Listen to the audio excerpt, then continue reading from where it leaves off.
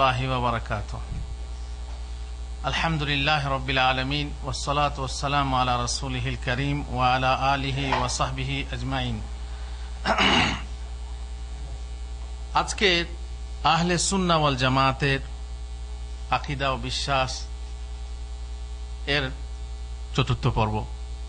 আহলে সুন্নাহ ওয়াল জামাআহ কি আকীদা হওয়া দরকার, কি বিশ্বাস করা দরকার, কেমন চরিত্র হওয়া দরকার, কেমন আচরণ হওয়া দরকার, সেই কথা নিয়ে আজকে বলবো। সুন্দর ও উত্তম নৈতিকতার দাওয়াত দেবে আহলে সুন্নাহ ওয়াল জামাআহ। সবসময় ইদফা বিল্লাতি হিয়া আহসান, যেটা ভালো সেইটা গ্রহণ করবে। যদি দুটো ভালো থাকে, দুটো ভালোর মধ্যে যেটা সব থেকে বেশি ভালো সেটা গ্রহণ করবে। যদি একটা মন্দ এবং একটা ভালো হয় এবং দুটোর মধ্যে একটাকে গ্রহণ করতে হয়, তাহলে নিশ্চয়ই ভালোটাকেই গ্রহণ করবে। মন্দ নোংরা চরিত্রের ব্যাপারে নিষেধ দান করবে। সবসময় অসৎ চরিত্রতা, নোংরা চরিত্রের ব্যাপারে নিষেধাজ্ঞা করবে। নিজেরা অসৎ চরিত্রের হবে না এবং অপরকেও হতে দেবে না। মুমিন এটাও বিশ্বাস করে যে, আহলে সুন্নাহর বিশ্বাস এটাও যে, মুমিনদের মধ্যে ঈমান ও প্রত্যয়ের দিক দিয়ে সেই পরিপূর্ণ যার আমল ও আখলাক তাদের সবার চেয়ে সুন্দর। সবচেয়ে বেশি ভালো মুমিন, শ্রেষ্ঠ মুমিন কে? যার আমল আখলাক শ্রেষ্ঠ। বংশগুণে যে শ্রেষ্ঠ সে শ্রেষ্ঠ নয়, পদগুণে যে শ্রেষ্ঠ সে শ্রেষ্ঠ নয়, মর্যাদাতে যে শ্রেষ্ঠ সে শ্রেষ্ঠ নয়। শ্রেষ্ঠ কে? যার আমল আখলাক শ্রেষ্ঠ, যার আমল আখলাক ভালো। ইন্না আকরামাকুম ইনদাল্লাহি আতকাকুম, তোমাদের মধ্যে সব থেকে শ্রেষ্ঠ হলো সেই ব্যক্তি যে যার তাকওয়া বেশি। আল্লাহর কাছে সবচেয়ে বেশি মর্যাদাবান সেই যার তাকওয়া বেশি। আর তাকওয়া মানে হলো ঈমান অনেক আমল। সুতরাং কোনো বংশ পরিচয় না, কোনো দেশ পরিচয় না। এ নয় যে হিন্দি সৌদি থেকে শ্রেষ্ঠ, কিংবা সৌদি হিন্দি থেকে শ্রেষ্ঠ, আমেরিকি সৌদি থেকে শ্রেষ্ঠ, কি সৌদি আমেরিকি থেকে শ্রেষ্ঠ, এ কথা না। ইন্না আকরামাকুম ইনদাল্লাহি আতকাকুম, যার তাকওয়া বেশি সেই হবে সবচেয়ে শ্রেষ্ঠ। এটা হচ্ছে ইসলামের নীতি আর আহলে সুন্নাহর নীতি, এটা মেনে নিতে হয়। এই জন্য যখন দেখবেন জামাতের ক্ষেত্রে যখন ইমামতি করার কথা আসে, তখন কাকে ইমামতি করতে দেওয়া হয়? যে সবার চেয়ে শ্রেষ্ঠ, সবার চেয়ে শ্রেষ্ঠ, তারপর যে শ্রেষ্ঠ, তারপর যে শ্রেষ্ঠ। এমন কি যদি কেউ জারদ সন্তান হয়, তার বংশ পরিচয় নাও পাওয়া যায়, তাকেও ইমামতি করতে দেওয়া হবে, তাই না? তাকেও, যদি সে তাকওয়া, তার তাকওয়া বেশি হয়, তাহলে তাকেও ইমামতি করতে দেওয়া হবে। বংশের কোনো তাসির এখানে থাকবে না তাকওয়ার সাথে। তাকওয়াই হলো, সচ্চরিত্রতাই হলো সবচেয়ে উচ্চ বংশ। যার চরিত্র সুন্দর তার বংশ সবচেয়ে বড়। কুলীনতা, কৌলিন্য যাকে বলে, তার বেশি, যার চরিত্র বেশি ভালো। সে সবার থেকে বেশি কল্যাণ অনুগ্রহশীল এবং যে প্রত্যেক নোংরামি থেকে সবার চেয়ে দূরে থাকে। মানুষের প্রতি অনুগ্রহশীল থাকবে, মানুষের কল্যাণকামী থাকবে, সবসময় চাইবে অপরের উপকার হোক। দাওয়াত কেন দেওয়া হয়? নিজস্ব স্বার্থ আছে, স্বার্থ আখেরাতে আছে, কিন্তু দুনিয়াতে স্বার্থ নেই। একটা মানুষকে ভালো কথা বলে ফিরিয়ে নিয়ে আসবো যে ভাই এটা করিস না, এটা কর, এটাতে কোনো স্বার্থ আছে? তার নিজস্ব কোনো স্বার্থ নেই। একজন অমুসলিমকে মুসলমান বানাবো, তাতে কি মুসলমানের কোনো স্বার্থ আছে? তার বেতন বাড়বে না তার রুজি বাড়বে? না, স্বার্থ আছে, সে আখেরাতে পাবে আল্লাহর কাছে। দুনিয়াতে পার্থিব্য কোনো স্বার্থ তার থাকে না। সুতরাং সে মানুষের প্রতি অনুগ্রহশীল থাকবে আর প্রত্যেক নোংরামি থেকে দূরে থাকবে। যেখানেই দেখবে নোংরামি, সেখানে সে নেই। নোংরা জিনিস দেখলে সে চক্ষু অবনত করে নেবে। গায়ের মাহরাম মহিলা, যে মহিলাকে দেখা হারাম, যার সঙ্গে পর্দা ওয়াজিব, তার প্রতি একবার নজর পড়লে সে চক্ষু অবনত করে নেবে, নচেত সে গুনাহগার হবে। সুতরাং নোংরামি, সে নোংরামিতে থাকবে না, নোংরামি দেখবে না, নোংরামি হতে দেবে না। যথাসম্ভব নোংরা কাজ দেখলে সে পারলে হাত দ্বারা বাধা দেবে, না পারলে মুখ দ্বারা, আর না পারলে কমসে কম অন্তর দ্বারা ঘৃণা করবে। আর অন্তর দ্বারা ঘৃণা করার মানেই হলো সে তাকিয়ে দেখবে না। নাকি এমন হতে পারে যে অন্তর দ্বারা ঘৃণা করছে, তাকিয়ে তাকিয়ে দেখছে? হ্যাঁ, আপনি আপনার বন্ধুর বাসায় গেলেন, যে দেখলেন যে এক টিভি চলছে, আর টিভিতে বেশ দারুণ নোংরামি চলছে। আর আজকাল টিভি নোংরামি ছাড়া আর কি আছে? ইসলামী চ্যানেলগুলো ছাড়া, ইসলামী চ্যানেল আছে, যারা দেখছে দেখছে, কিন্তু অধিকাংশ নোংরামি। যারা আজকাল দেশে খবর দেখতে খুব মত্ত ব্যস্ত, তারা মাঝে মাঝে কি দেখে থাকেন? অ্যাডভার্টাইজে, তারপর মাঝে মাঝে তো আসেই।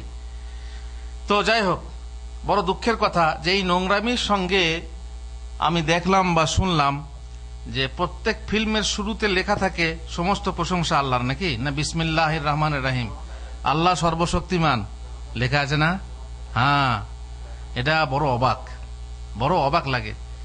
এই জন্য কোন কোন হিরোইনের মুখে শোনা যায় যে ইনশাআল্লাহ আমার এই ফিল্মটা খুব ভালো হবে, শোনা যায় না? ঠিক একই শ্রেণীর এই যে যারা ফিল্ম তৈরি করছে, তারা ফিল্মের শুরুতেই আল্লাহকে বিশ্বাস করে, যেমন ওরা করে। প্রথমেই বিভিন্ন মূর্তি দিয়ে তাদের চলবে, তাদের আছে, কিন্তু তোমার এই নোংরা কাজটা করার জন্য আল্লাহ সাহায্য চাচ্ছ, আল্লাহ সর্বশক্তিমান, আল্লাহ ভরসা, আল্লাহ সমস্ত প্রশংসা আল্লাহর, বিসমিল্লাহির রহমানির রহিম। এদিকে সংবিধান থেকে বিসমিল্লাহ তুলে দিচ্ছে, এদিকে ফিল্মের শুরুতে বিসমিল্লাহ লাগিয়ে দিচ্ছে। কেমন জবরথবর অবস্থা, কেমন খিচুড়ি ঘাটা অবস্থা, বড় সত্যি অবাক লাগে। সুতরাং নোংরামি যখন চলবে, তখন আপনার উচিত কি? আপনি বন্ধুর বাসায় গেলেন, দেখলেন যে সেই টিভিতে নোংরামি চলছে, তখন আপনার উচিত হবে পারলে পরে আপনি সুইচটা অফ করে দেন, তাই না? এটা হাত দিয়ে পরিবর্তন করা। মান রাআ মিনকুম মুনকারান ফালিয়ুগাইয়িরহু বিয়াদিহি, যদি পারেন তো হাত দিয়ে সুইচটা বন্ধ করে দেন। যদি দেখেন যে না, হাত দিয়ে বন্ধ করলে বন্ধু আবার বিগড়ে যাবে কিংবা ঝগড়া লেগে যাবে, ঠিক আছে, মুখ দিয়ে বলে বন্ধ কর, এটা বন্ধ কর, এটা বন্ধ কর। কিংবা নোংরা কিছু হয়নি, ভালো কিছু হচ্ছে, তার সঙ্গে মিউজিক আছে, তাকে বলতে পারেন ভাই মিউজিকটা বন্ধ কর, বাকি ছবিটা হচ্ছে হোক, ভালো সিনারি হচ্ছে, ঠিক আছে, মিউজিকটা বন্ধ কর। কিংবা নিজে মিউজিকটা মুট করে দেন, সমস্যা নেই। আর যদি না পারেন মুখে বলুন। আর যদি মুখেও আপনি না পারেন বলতে, তারপর গিয়ে আপনি তার খাটে বসে দেখতে থাকলেন, এটা কি অন্তর দ্বারা ঘৃণা করা হলো? না হুজুর, আমি মনে মনে ঘৃণা করছি, আমি মনে মনে ঘৃণা করছি। তা মনে মনে যদি ঘৃণা করো, তো ওইদিকে তাকিয়ে আছো কেন তুমি? যেখানে মিউজিক চলছে, যেখানে নোংরা জিনিস চলছে, সেখানে তুমি তাকিয়ে দেখছো কেন? মনে মনে ঘৃণা করার মানেই হলো সেখান থেকে কি করতে হবে? সরে দিতে হবে, সেখান থেকে সরে দিতে হবে। যদি বন্ধ করতে না পারো তো সরে যাও। সাহাবীরা আপনারা জানেন দাওয়াত কবুল করতেন, এবং আল্লাহ রাসূল সাল্লাল্লাহু আলাইহি ওয়াসাল্লাম বলেছেন দাওয়াত কবুল করো, দাওয়াত কবুল করা ওয়াজিব। কিন্তু সেই লোকের দাওয়াত কবুল করা ওয়াজিব না যে লোকের দাওয়াতে নোংরামি থাকে। যেমন যদি জানেন যে সেই দাওয়াত যেখানে খাওয়ানো হবে সেখানে ভিডিও চলছে, কি গান বাজনা চলছে, সেই দাওয়াতে যাওয়া ওয়াজিব না, বরং হারাম। সেখানে যদি মদ পরিবেশন করা হয়, খাওয়ানো হচ্ছে, এখানে সেখানে মদ পরিবেশন করা হচ্ছে, খাচ্ছে লোকে, তাহলে সেখানে কি করবেন আপনি? সেখানে আপনি গিয়ে দাওয়াত খাওয়া আপনার ওয়াজিব না, বরং সেখানে বসে থাকাই আপনার হারাম। চলে আসতে হবে। ইমানের দাবি হলো যে আপনি সেই নোংরা, যেহেতু আমর বিল মারুফ আর নাহি আনিল মুনকার আপনি করতে পারছেন না, অন্তর দ্বারা ঘৃণা করতে হবে। অন্তর দ্বারা ঘৃণা করা মানে হচ্ছে উঠে চলে আসতে হবে, তার সঙ্গে বসে থাকলে হবে না, তাহলে তো সে বানিয়ে সেলের মতো হয়ে যাবে। একদিন গেল মানা করতে, তারপরের দিন মানা করলো না, একসঙ্গে বসে খেতে আরামসে খেতে লাগলো, আল্লাহ তাআলা লানত করলেন, তাই না? অভিশপ্ত করলেন, সবাইকে বানরে পরিণত করলেন, ভালো মন্দ সবাইকে কুনু কিরাদাতান খাসিন, নিকৃষ্ট বানরে পরিণত করে দিলেন। তো এই হলো আহলে সুন্নাহর নীতি, যে আপনি পারলে হাত দ্বারা বাধা দেন, না পারলে মুখ দ্বারা, না পারলে অন্তপক্ষে অন্তর দ্বারা ঘৃণা করুন। আর অন্তর দ্বারা ঘৃণা করার মানে এই যে আপনি সেখানে বসবেন না, বরং তাদের সঙ্গ ত্যাগ করে চলে যাবেন। আহলে সুন্নাহ একটা বিশ্বাস হলো আল্লাহর রাস্তায় জিহাদ কিয়ামত পর্যন্ত থাকবে। এ নয় যে আল্লাহর নবীর যুগে ছিল বাস জিহাদ শেষ হয়ে গেছে, তা না, জিহাদ কিয়ামত পর্যন্ত থাকবে। আর জিহাদ হলো দ্বীনের সর্বোচ্চ শাখা। জিহাদ, ইসলাম বাঁচাতে হলে জিহাদের দরকার আছে। এই জিহাদ শুধু তরবারি দিয়ে জিহাদ হয় না, জিহাদের বিভিন্ন পর্যায়ে আছে, বিভিন্ন প্রকার আছে। তরবারি মারকাট ছাড়াও জিহাদ আছে, তাই না? তরবারি মারকাট ছাড়াও জিহাদ আছে।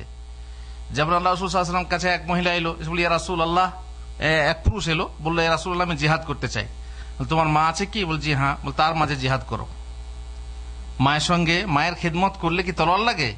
না। তা বোঝা গেল কি, মায়ের খেদমত করা, মায়ের সেবা করাই হচ্ছে জিহাদ। সেটাও এক প্রকার জিহাদ। কলমের জিহাদ আছে, মুখের জিহাদ আছে, ইলমের জিহাদ আছে। ইলম দিয়েও জিহাদ করা যায়। মানুষ চিন্তা, ফিকির, লেখালেখি, বক্তৃতা ইত্যাদি এর মধ্যেও জিহাদ করা যায়। সুতরাং জ্ঞানের দ্বারা জিহাদ হয়।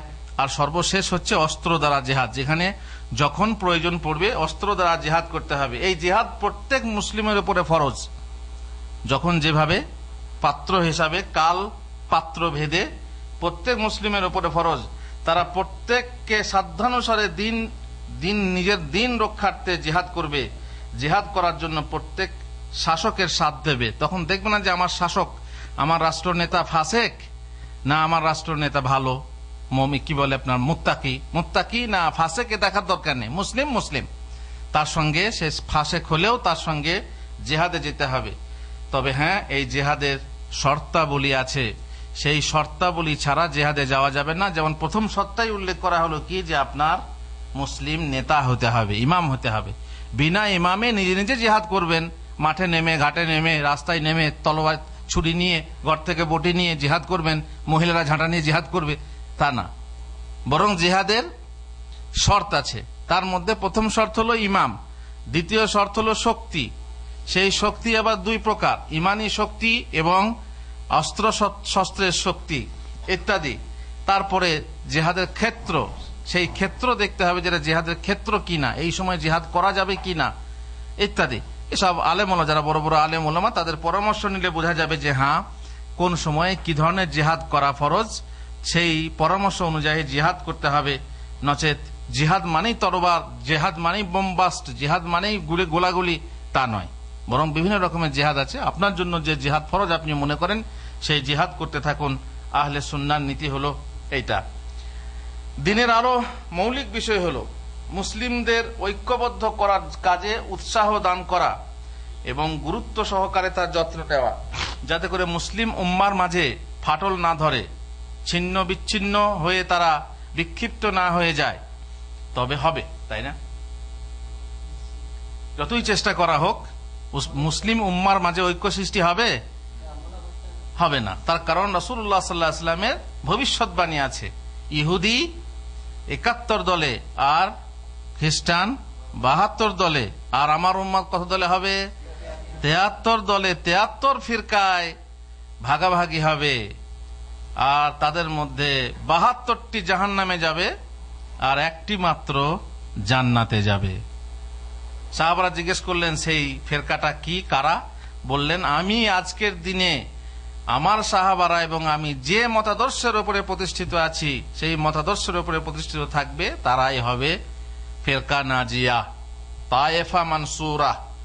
কিয়ামত পর্যন্ত এই দল থাকবে এবং তারা জিহাদ করতে থাকবে। আর জিহাদ মানে শুধু বললাম না তলোয়ার না, জিহাদ মানে বিভিন্ন ধরনের জিহাদ।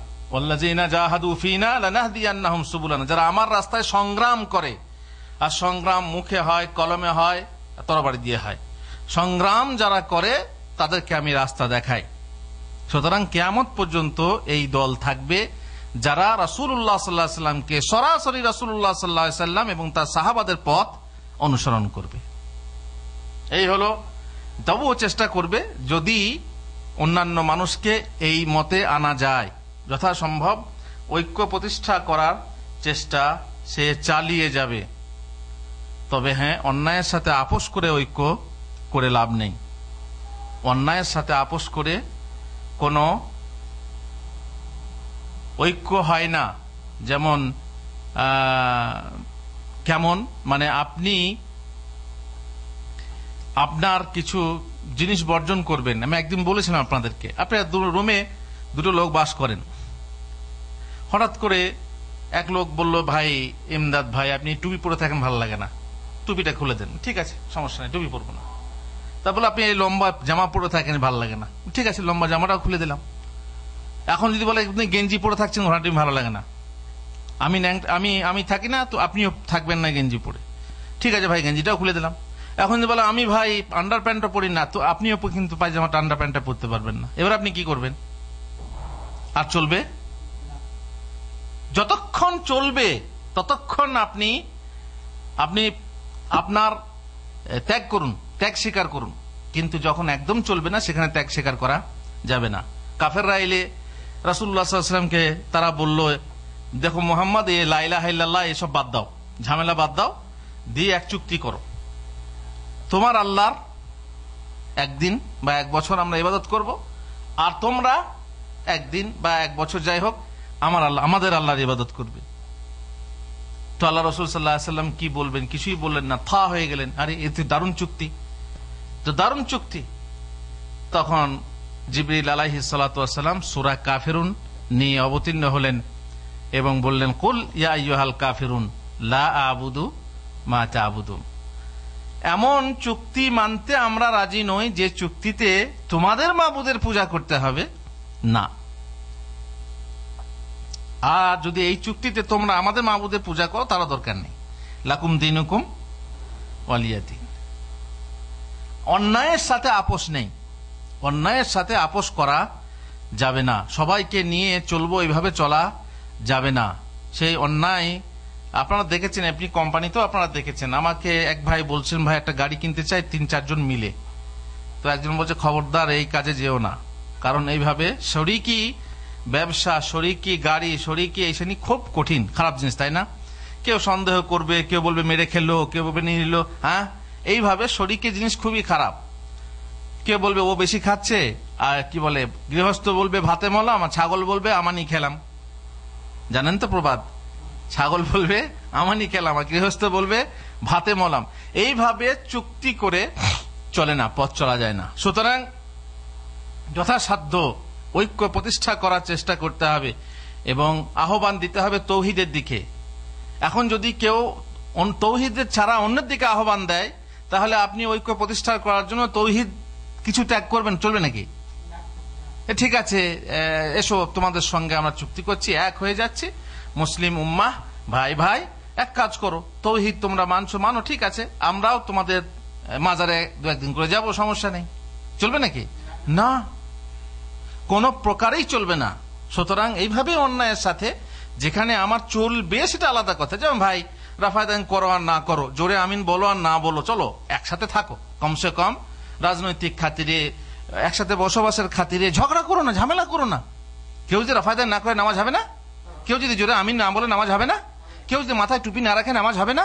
এই শ্রেণীর জিনিসগুলো নিয়ে ঝামেলা দরকার নেই। কিন্তু যদি বলে হ্যাঁ তোমার মাজারে গেলে সমস্যা কি, কিংবা মন্দিরে গেলে সমস্যা কি, তাহলে তো মুশকিল। সেটা তো আসল জিনিস, যে আসল যে বললাম যে সে সব আপনি বর্জন করতে পারেন, কিন্তু আন্ডার প্যান্টটা পারেন, ওটা আপনার ইমান, ওইটাই আপনার শেষ। সর্বহারা হয়ে গেলে লাভটা কি?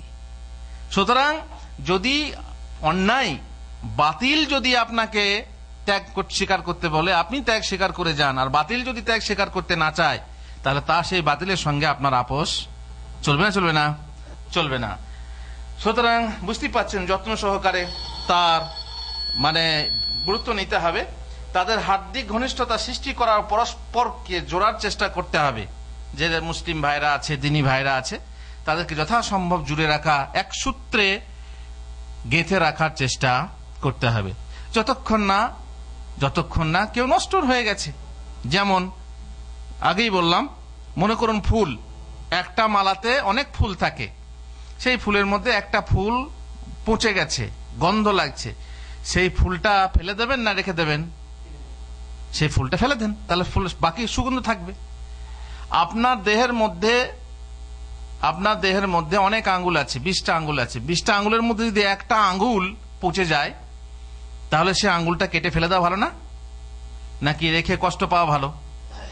হ্যাঁ, যদি তাই হয় তাহলে পরে আপনার চেষ্টার দরকার নেই। যাকে কেটে ফেলার তাকে ফেলে দিতে হবে, যাকে বর্জন করার তাকে বর্জন করতে হবে। তবুও চেষ্টা করতে হবে, যদি বর্জন না করে তাকে গেঁথে রেখে ইসলাহ করা যায়। যেমন কথার জন্য বলি, যদি মাথা ব্যথা করে, তাহলে মাথা ব্যথা সারার জন্য ট্যাবলেট খেতে হবে না মাথাটা কেটে ফেলে দিতে হবে? নিশ্চয়ই ট্যাবলেট খেতে হবে। সেই ক্ষেত্রে আপনার মাথা ব্যথাটা সারার ব্যবস্থা করতে হবে, মাথাটা কেটে ফেলা যুক্তিযুক্ত না। কিন্তু যদি কোনো আঙ্গুল আপনি দেখেন যে যদি পচতে লাগে আর এই পচন ধরে, সেটাকে কেটে না ফেললে গোটা হাতটা আপনার পচতে শুরু করবে, তখন কি করতে হবে? একটা আঙ্গুল কেটে ফেলে দেওয়াই ভালো, তাই না? হিকমত, আপনার যখন যেমন প্রয়োজন ঠিক সেই রকম হিকমত আপনাকে চালিয়ে যেতে হবে এবং মুসলিম উম্মার মাঝে জোড়া সৃষ্টি করে রাখার চেষ্টা করতে হবে। বিচ্ছিন্নতা, শত্রুতা এবং পরস্পর বিদ্বেষ পোষণ করা থেকে সতর্ক করতে হবে। আর যেসব উপায় উপকরণ দ্বারা এ কাজ সমাধা হওয়া সম্ভব, সেই সব উপায় উপকরণকে কাজে লাগাতে হবে। অনুরূপ সৃষ্টিকে কষ্ট দিতে নিষেধ করবেন, কোন সৃষ্টিকে কষ্ট দেবেন না। শুধু মুসলিমই না, অমুসলিম, মানবিকতার খাতিরে অমুসলিমকেও আপনি কষ্ট দেবেন না। যারা আপনার রক্ত পিয়াসী নয়, যারা যুদ্ধের মানে যুদ্ধ করতে চায় না আপনার বিরুদ্ধে, যারা আপনার রক্ত নিতে চায় না, তাদের প্রতি আপনি দয়া প্রদর্শন করতে পারেন, তাই না? এমনকি জীব জন্তুর প্রতিও আপনি দয়া প্রদর্শন করতে পারেন এবং জীব জন্তুর প্রতি দয়া প্রদর্শন করে আপনি সওয়াবের অধিকারী হতে পারেন। আপনারা জানেন কুকুরকে পানি পান করালে, সুতরাং সেই বেশ্যার মেয়ে যদি ক্ষমা পায়, তাহলে আমরা যারা ভালো লোক তারা যদি কুকুরকে পানি পান করায়, বিড়ালকে পানি পান করায়, এইভাবে পশু পক্ষীকে পানি পান করায়, তাহলে নিশ্চয়ই তাতে সওয়াব আছে। সমস্ত সৃষ্টির খেদমতে খালক যাকে বলা হয় আমাদেরকে করতে হবে। এমনকি গাছ বাঁচিয়ে রাখার দায়িত্ব আমাদের। একটি গাছ, একটি প্রাণ, গাছ আমাদেরকে বাঁচিয়ে রাখে, তাই না? কিভাবে? অক্সিজেন তৈরি করে গাছ আমাদেরকে বাঁচিয়ে রাখে। আমাদের দায়িত্ব হলো যে আমরা গাছকে বাঁচিয়ে রাখবো। গাছের মাঝেই আমাদের রুজি, গাছই আমাদের রুজি আনয়ন, আল্লাহ তাআলা গাছের মাধ্যমেই আমাদেরকে রুজি দান করেন। সুতরাং গাছ বাঁচানোর দায়িত্ব। আমরা ফালতু গাছ নষ্ট করব না, পরিবেশ দূষণ করব না, এটা হচ্ছে আমাদের দায়িত্ব। জান, মাল, সম্ভ্রম এবং প্রত্যেক অধিকারের ব্যাপারে কষ্ট দিতেও বাধা প্রদান করা। মুসলমানের কটা জিনিস মূল্যবান, কটা জিনিসকে রক্ষা করার জন্য শরীয়ত এসেছে? 5টা। কি কি আবুল বাশার? কি কি মুসলমানের 5টা কোন কোন জিনিসকে রক্ষা করার জন্য শরীয়ত এসেছে? বললেন 5টায়। 5টা কি কি বাদশা মিয়া? 5টা কি কি?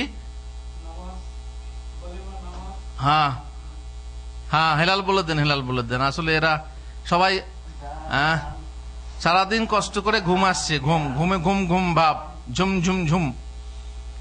জান, ইমান, মান, জ্ঞান আর ধন, তাই না?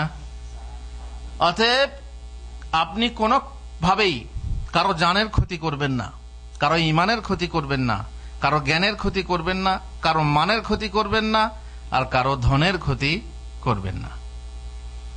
ইমানের ক্ষতি করবেন না মানে তাকে কোনোভাবে ভ্রষ্ট করবেন না, তাকে বিদআত করতে, শিরিক করতে উদ্বুদ্ধ করবেন না, ঠিক আছে?